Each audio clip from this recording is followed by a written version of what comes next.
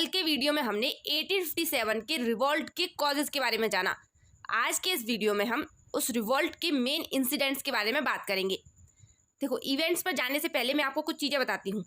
ऐसा माना जाता है कि इस रिवॉल्ट के लिए 31 मई 1857 की डेट को starting of the revolt decide किया गया था। मतलब ये कि इस डेट को हम इस रिवॉल्ट को स्टार्ट करेंगे और इसका सिंबल चपाती और लाल कमल को बनाया गया, ऐसा माना जाता है। और दूसरा पॉइंट ये भी माना जाता है कि एक को देखकर दूसरा और दूसरे को देखकर तीसरा अपने आप इस रिवॉल्ट पर शामिल होते गए।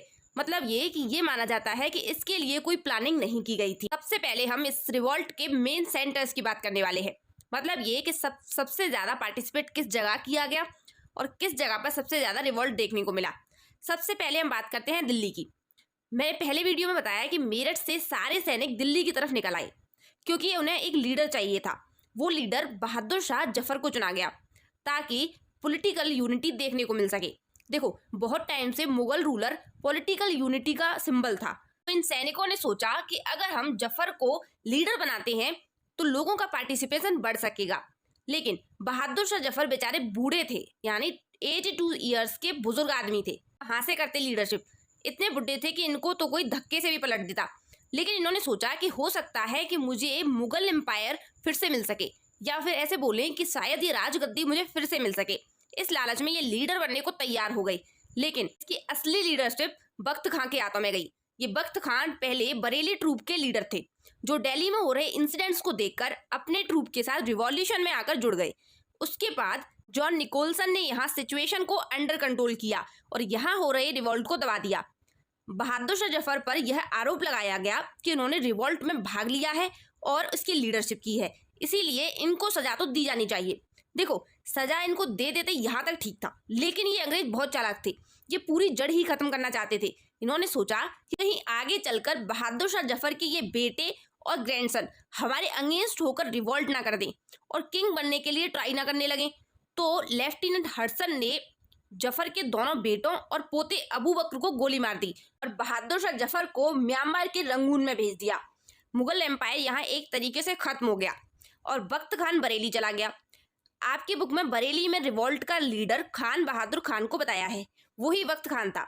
बख्त खान को भी बाद में पकड़ लिया गया और इनका वक्त खत्म कर दिया गया, मतलब इनको फांसी दे दी गई। इसका दूसरा सेंटर था अवध।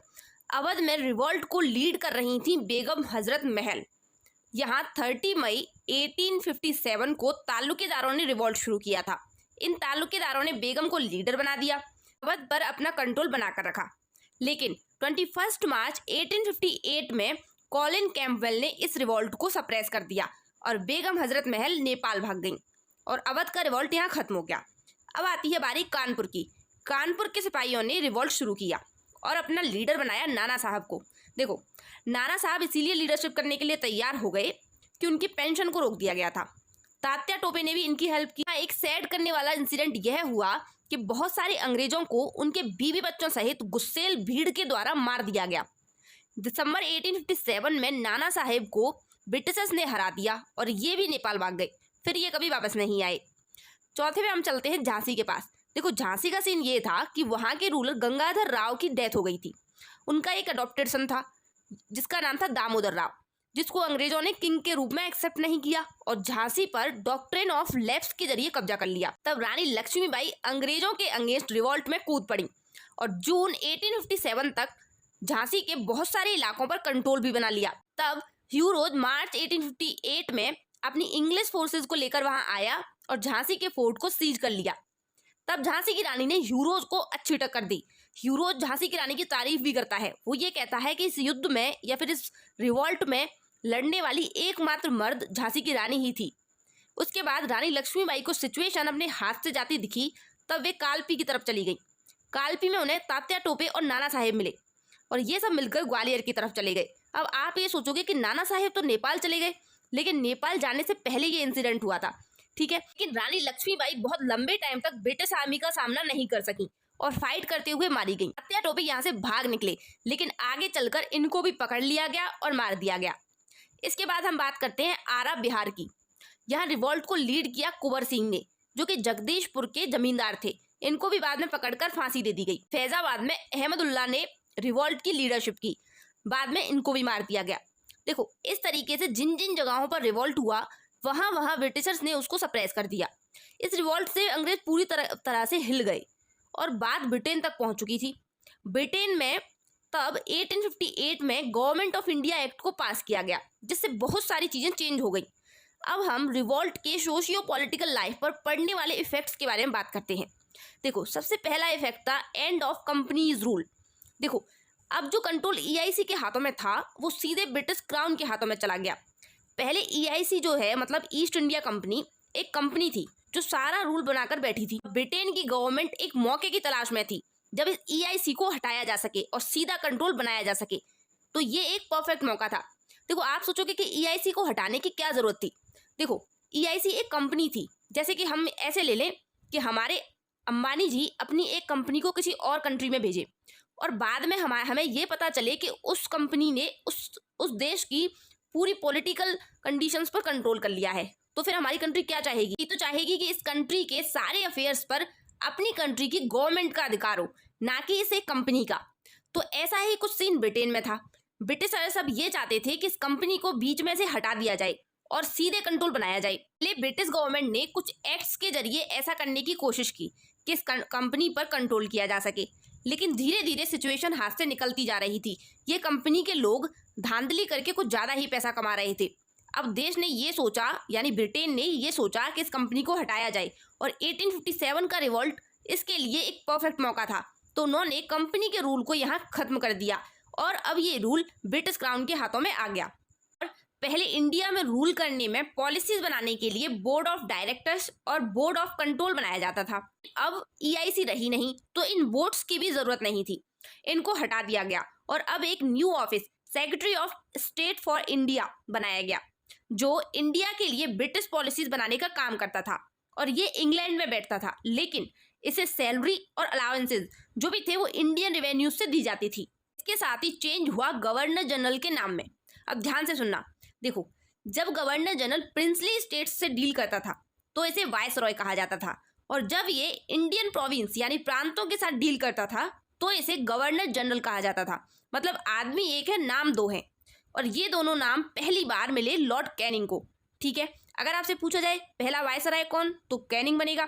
ये पूछा जाए कि इंडिया का पहला गवर्नर जनरल कौन, तो उसमें भी लॉर्ड कैनिंग का नाम आएगा। ठीक है, इसके बाद देखो क्वीन विक्टोरिया ने भारत के लिए कुछ डिक्लेरेशन की। डिक्लेरेशंस को 1 नवंबर 1858 में लॉर्ड कैनिंग ने इलाहाबाद में सुनाया। इसमें कुछ इंपॉर्टेंट डिक्लेरेशन ये थे। पहला ये कि इंडियन सोसाइटी के किसी भी सोशल और रिलीजियस मैटर में इंटरफियर नहीं किया जाएगा। क्यों? क्योंकि पहले ये खामियाजा भुगत चुके थे। पहले इन्होंने भला करने की कोशिश की लेकिन इनके साथ भला हुआ नहीं, इंडियंस भड़क गए, तो इन्होंने सोचा कि अब हम कोई इंटरफेयर नहीं करेंगे। दूसरा ये इन्होंने कहा कि यूरोपियन और इंडियन जनता को इक्वली ट्रीट किया जाएगा। ये सफ़ेद झूठ था। हालांकि ऐसी बड़ी बड़ी बातें डिक्लेरेशंस में की जाती हैं लेकिन ऐसा कभी किया नहीं गया। तीसरा, जितने भी लोग हैं जिन्होंने रिवॉल्ट में पार्टिसिपेट किया है उनको माफ़ कर दिया जाएगा, सिवाय उनके जिन्होंने ब्रिटिश सिटीजन्स को मारा है, यानी जो मर्डर केस में अंदर है उनके लिए नो माफ़ी। चौथा ये कि हम इंडियन इंडस्ट्रीज़ को प्रमोट करेंगे, उनको पीछे नहीं छोड़ेंगे, लेकिन ये भी सफ़ेद झूठ ही था। इफेक्ट था एंड ऑफ मुगल्स एंड पेशवाशिप। देखो अंग्रेजों ने आने के बाद ये भांप लिया कि मुगल रूलर्स और पेशवा इन्हें टक्कर देंगे और इनके रास्ते में कांटा बनेंगे, तो इनको रास्ते से हटाने के लिए अंग्रेज सोच ही चुके थे। तो जब इस रिवॉल्ट के बाद बहादुर शाह जफर के दोनों बेटों और पोते को तो मार ही दिया गया और जफर को रंगून भेज दिया गया, और वहाँ उसकी डेथ के बाद पूरी मुगल रूलरशिप खत्म हो गई, मतलब मुगल एम्पायर खत्म। इसके बाद नाना साहेब को तो हमने देखा ही कि नेपाल भाग गए और वहाँ से कभी वापस नहीं आए, तो पेशवा भी खत्म हो गया। तो इस तरीके से इन्होंने दो सबसे बड़े एनिमीज को डिस्ट्रॉय कर दिया। एक इफेक्ट हमें प्रिंसली स्टेट्स के साथ रिलेशंस में देखने को मिला। देखो ब्रिटिशर्स ने देखा कि ये राजा लोग तो देवता हैं, मतलब ये लोग कितने महान हैं। ये महान लोग अपने देश के लोगों को रिवॉल्ट में अकेला छोड़कर हमारे साथ आ गए, मतलब हमारी साइड से लड़े। ये नहीं होते तो रिवॉल्ट को सप्रेस कर पाना बड़ा मुश्किल होता। तो इन्हें हमने क्या समझा और ये क्या निकले। अंग्रेज इनकी लॉयल्टी से इतने खुश हुए कि इन्होंने कहा कि तेरे को जैसा राजा बनाना है तू बना रहे, मतलब हम बीच में नहीं आएंगे। डॉक्ट्रिन ऑफ लैप्स को खत्म कर दिया गया और साथ ही सब्सिडरी अलायंस सिस्टम को भी खत्म कर दिया गया और इनकी लॉयल्टी के लिए इन्हें रिवॉर्ड्स भी दिए गए। यहाँ से राजा लोग भी अंग्रेजों की तरफ सेट। इस रिवॉल्ट की वजह से हमें policy of divide and rule को देखना पड़ा। देखो, अंग्रेजों ने जब ध्यान से देखा तो उनको समझ में आया कि ये लोग साथ में लड़ते हैं। उन्होंने सोचा ये लोग इतना साथ कैसे हैं भाई, हिंदू मुसलमान साथ कैसे हैं। उन्होंने सोचा ये दोस्ती अब हम नहीं देखेंगे, इनको तो डिवाइड करके ही दम लेंगे। यहाँ से अंग्रेज डिवाइड एंड रूल की पॉलिसी फॉलो करने लगे। इसके साथ ही रेशियल डिस्क्रिमिनेशन भी देखने को मिला। इस रिवॉल्ट के बाद इंडियंस पर अंग्रेजों का भरोसा थोड़ा कम हो गया। अब ये लोग इंडियंस को शक की निगाह से देखने लगे और इंडियंस की इंसल्ट अब और ज़्यादा होने लगी। कुछ रेलवे कंपार्टमेंट्स, पार्क्स, होटल्स और क्लब्स को सिर्फ ब्रिटिशर्स के लिए रिजर्व रखा जाने लगा।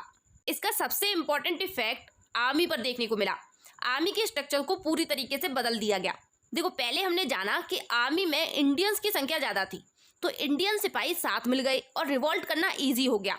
ये बात अंग्रेजों ने भी देखी, तो उन्होंने इसमें ये चेंज किए कि यूरोपियन ट्रूप्स की स्ट्रेंथ या नंबर को इंक्रीज किया गया ताकि फ्यूचर में ऐसा कुछ भी दोबारा ना हो। दूसरा, की स्ट्रेटेजिक लोकेशंस यानी इंपॉर्टेंट लोकेशंस पर यूरोपियन सोल्जर्स को रखा गया। तीसरा, आर्टिलरीज यानी तोपों पर ब्रिटिश कंट्रोल को रखा गया, क्योंकि 1857 में तोपें अगर इंडियन सैनिकों को मिल जाती तो अंग्रेजों की बैंड बज जाती। चौथा, सैनिकों को भर्ती करते टाइम कास्ट, रिलीजन और रीजन के बेस पर डिस्क्रिमिनेशन किया जाने लगा और न्यूज़पेपर, जर्नल और नेशनल पब्लिकेशंस को सोल्जर्स तक पहुंचने से रोका गया ताकि आगे चलकर ये इनको पकड़े नहीं और इनसे भड़के नहीं। मतलब न रहेगा बांस न बजेगी बांसुरी। सबके बीच तात्या टोपे, रानी लक्ष्मीबाई और नाना साहेब, इन लोगों ने जिन तरीकों से अंग्रेजों को टक्कर दी, इससे आगे आने वाले लोग काफ़ी इंस्पायर हुए। इससे राइज ऑफ नेशनलिज्म देखने को मिला। रिवॉल्ट को सप्रेस करने के लिए ब्रिटिशर्स ने जिन तरीकों को अपनाया उससे भी लोग काफ़ी अफेक्ट हुए। अब यहाँ ब्रिटिशर्स से लड़ने के लिए एक रास्ता बन गया।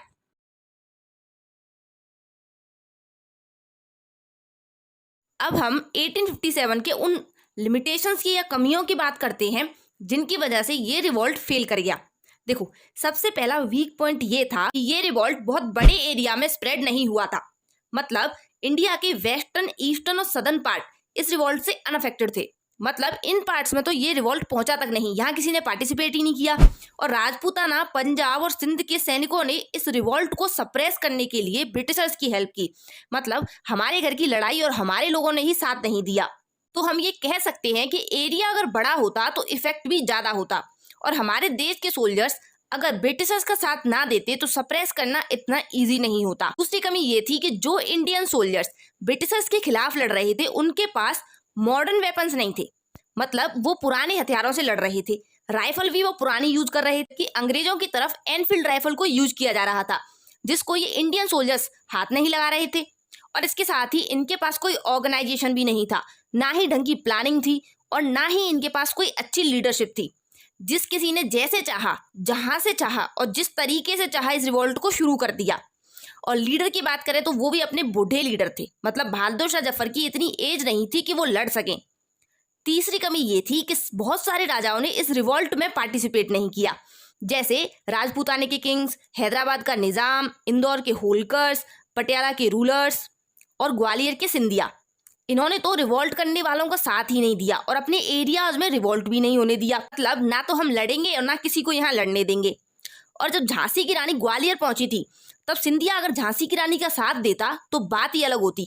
लॉर्ड कैनिंग ने तो यहाँ तक कहा कि अगर सिंधिया इन लोगों के साथ हो जाता, यानी रानी के साथ हो जाता, तो मुझे कल ही भारत से भागना पड़ता।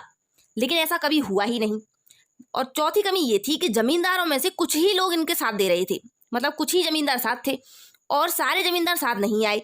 फिर जिन जमींदारों को उनके लैंड्स वापस कर दिए गए उन्होंने भी रिवॉल्ट को छोड़ दिया।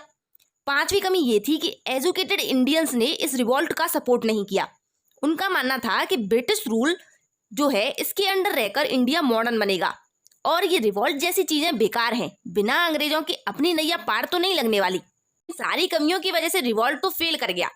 अब हम इसके नेचर की बात करते हैं। नेचर मतलब किस किसने इस रिवॉल्ट को क्या क्या नाम दिया। देखो, सबसे पहले बात करते हैं पीई रॉबर्ट्स की। ये एक ब्रिटिश हिस्टोरियंस थे। इनके साथ ही ब्रिटिश हिस्टोरियंस ने ये माना कि ये एक मिलिट्री रिवॉल्ट था, यानी इसमें सैनिकों ने सबसे ज्यादा पार्टिसिपेट किया, तो ये उनका ही रिवॉल्ट था। इंडियन हिस्टोरियंस ये मानते हैं कि ये एक नेशनल अपराइजिंग यानी राष्ट्रीय विद्रोह था, जो ब्रिटिश रूलर्स की अनजस्ट और सेल्फिश पॉलिसीज के अगेंस्ट था।